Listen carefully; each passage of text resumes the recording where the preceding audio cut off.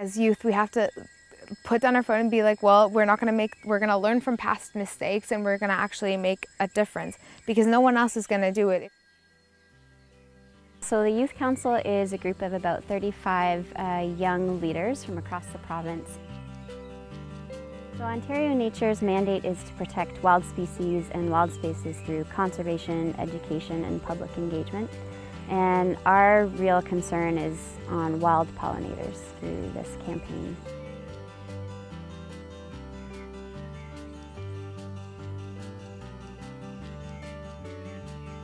When something is going wrong in the environment, or when there's for example, a pesticide that isn't supposed to be in the environment, they're the first to kind of drop, and that tells you that there's something going on that we have to look at for kind of the whole picture, not just pollinators.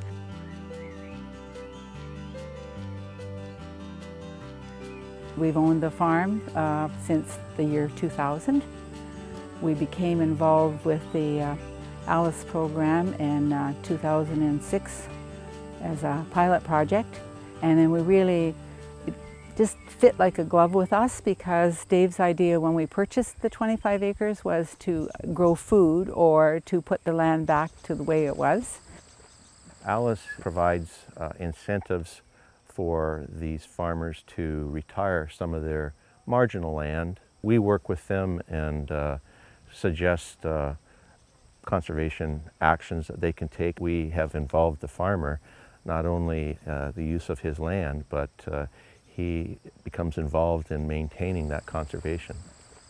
Getting in contact with the land, you just have to drive out of the city. There's a farm, let's go ask the farmer how this works.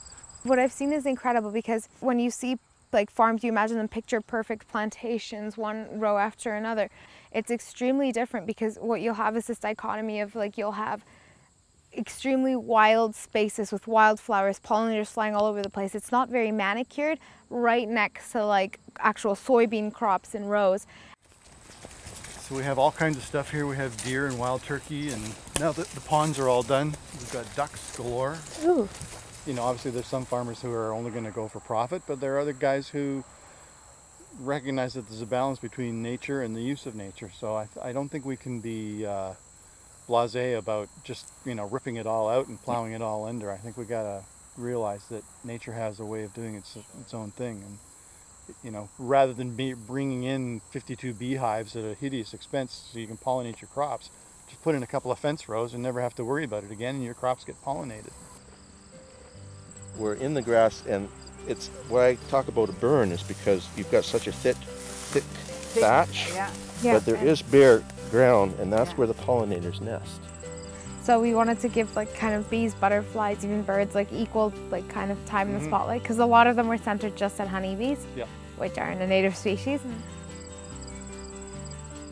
We decided to do a petition, so we just signed these little postcards. They're really cute. They had slogans, and then on the back they had a little message directed towards Kathleen Wynne. We hand-delivered them to Queen's Park, so we actually walked up to there and handed them into security. Great. So I think we had around 2,000 signed ones, and she actually responded, so I'm feeling pretty optimistic. Well, that's really, congratulations. Thank you. That's wonderful. Thank you. I'm glad you're doing that. Farmers are part of the solution, so not the problem, because really if it affects anyone, if the decline of pollinators affects anyone, it's mostly farmers.